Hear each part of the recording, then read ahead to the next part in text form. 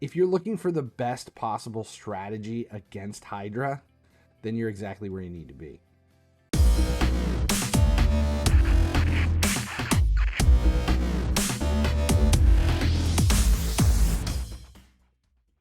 Hey guys, finally he sleeps here, and tonight we're going to talk about Hydra in Raid Shadow Legends. This is part 2 of my 2-part Hydra strategy guide, so make sure you watch the first half before taking this one on.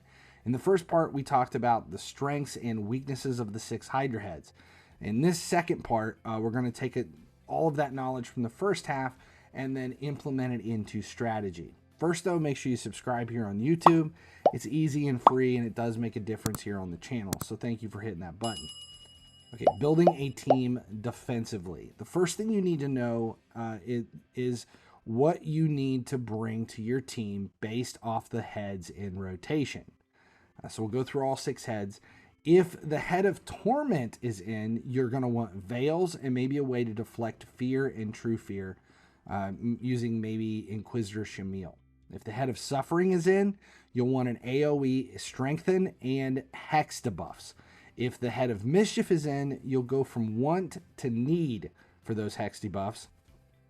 Maybe even considering bringing less buffs on your sitting champions. Maybe you leave champions with block damage just in case they get pickpocketed, and then spread that buff to your enemies, and then you can't even do anything.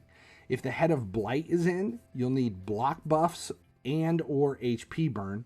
If the head of Wrath is live, you'll need block debuffs and shields or a way to mitigate AoE damage. And last, head of Decay. If he's active, Provoke is an absolute must.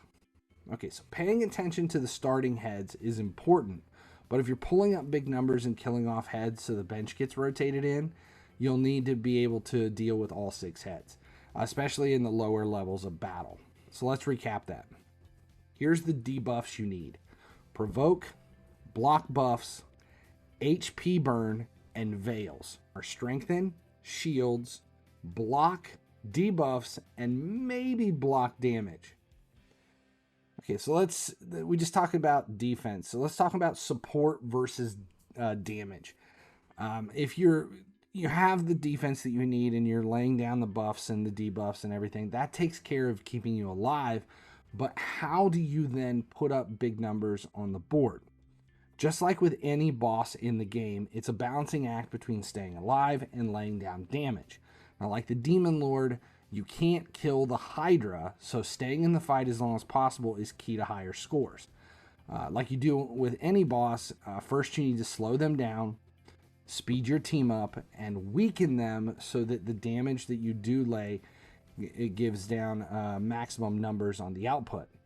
Use max HP attacks or lay down damage dealing debuffs like HP burn and bombs. Poisons will also work here, but they're just not near as effective as HP burn and bombs. Weaken and decrease defense will help soften them up. Ignore defense with stuff like the Savage and Cruel sets will definitely help. Increase attack, high crit rates, high crit damage. Those will just top it off. Now, I also suggest that you do have 2 damage dealers in your team, and the reason being is if one of them gets devoured, you need the second one to be able to rescue the first. Now, there's a lot of people talk about autoplay versus manual for this. It's a matter of opinion. Manual is really always going to give you the best scores as long as you're paying attention and you know what you're doing. There's usually too much going on with targeting, buffs, and debuffs, who's getting eaten by the Hydra, etc., to really rely on autoplay to give you the best numbers possible.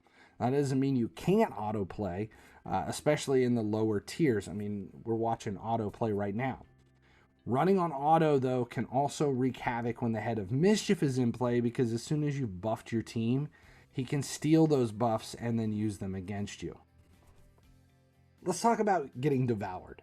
One of the main issues with Hydra is losing a champ to a head when he reaches down and snatches them up to chew on. There is an indicator debuff that gives you a warning and lets you know how many turns until the feeding frenzy starts. This is a champion you really need who has that target on him, it could put you in a bind. So let's say it's your reviver and you're like, oh crap, I cannot let my reviver get taken out of the fight here for a little bit. When your first champion is targeted, it will show a 20 turn countdown. But as the round progresses, each time you are devoured, the next countdown will get smaller by 1. So 20, then 19, then 18, 17, and so on. There's only one way to avoid being eaten, and that is you let that champion die first. Then this transfers the devour target to a different ally. Now it seems extreme, but if you have multiple revivers and, well, it just basically, if you want to kill that guy off to keep him alive because you can revive him again, it is one viable strategy. Now, once you have been devoured, you will have 5 turns to get them back by dealing enough damage to deplete the devour bar on the head with a digestion buff.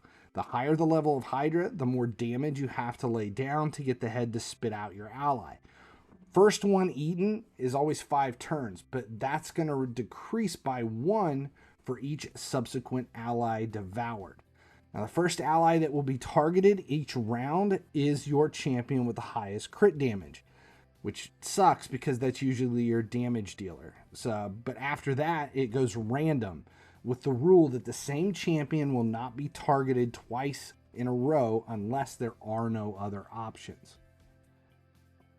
Decapitation.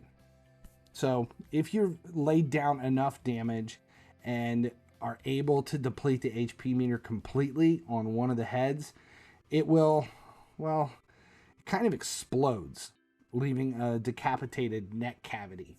Decapitation. When this happens, that head becomes exposed for 2 turns.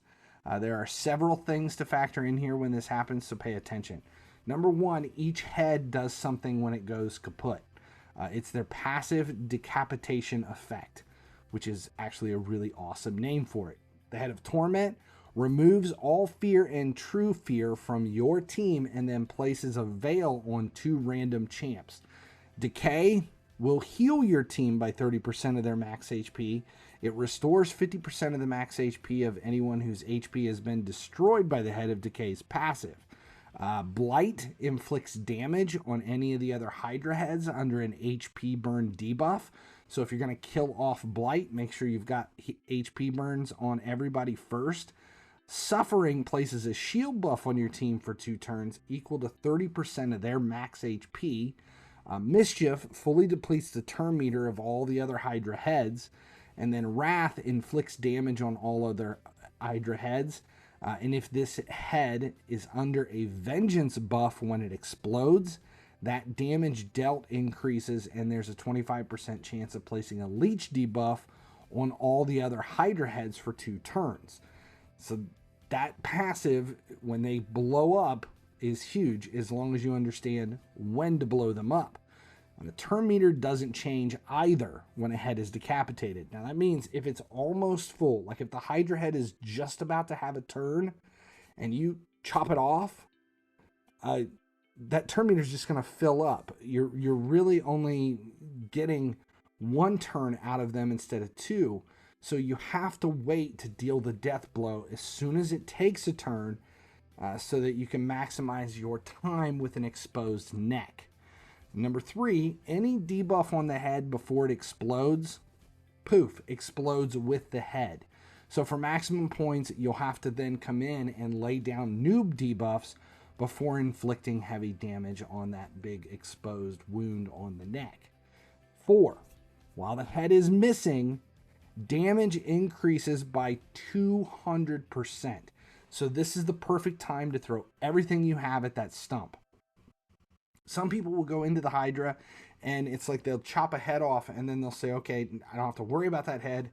Let's focus on this one so I can try to kill this head as well. But you're actually missing out on the opportunity for 200% damage. AoE attacks will take care of both of them, but don't forget that chance to basically do twice as much damage and rack up points when a head is gone. Now, number 5, when it respawns, the head is going to have 75% reduced damage for 1 turn, via the Serpent's Will buff. So avoid throwing anything at the new head until that buff disappears. You can't get rid of it. It just has to time out. Number 6. Let's see, there's a lot going on here when you blow a head up. The head that replaces a decapitated head, it is going to be random. It will never be a duplicate of an active head, but will not always be a head from the reserves. It could be the same exact head that you just destroyed. The lower the tier of difficulty, the more likely you are to have the same head grow back. Higher tiers of Hydra, you start to see the other 2 non-used heads rotating in.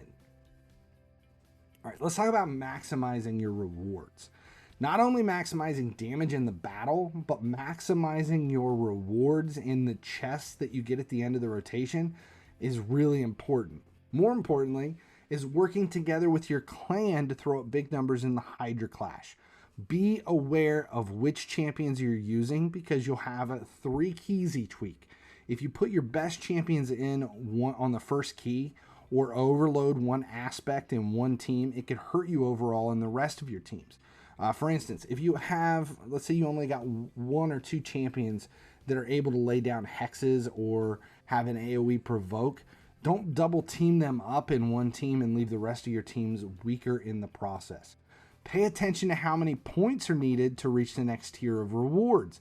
If you're close to getting a chest, but not quite there, maybe take the free regroup at the end of your run and try to push it just over that threshold with that key.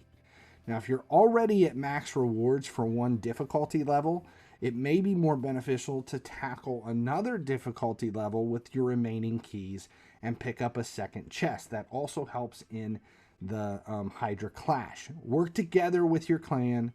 There are lots of protection and stone skin gear only available in Hydra rewards. We have Hydra champions, soul stones, and primal quartz, good for primal shards in the Hydra clash. The rewards are fantastic. That's all I got.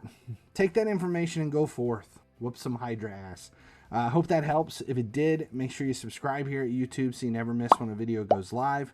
Appreciate you supporting the channel. I'm finally he sleeps. As long as you keep tuning in, I'll keep making videos. Thanks for watching. If you haven't noticed, my YouTube channel has expanded. Subscribe here for Raid Shadow Legends content, but make sure you check out my other channels as well for EA Sports FC, everything automotive over at Gearheads, and visit Cringeworthy for a few laughs. Subscribe links are right over there.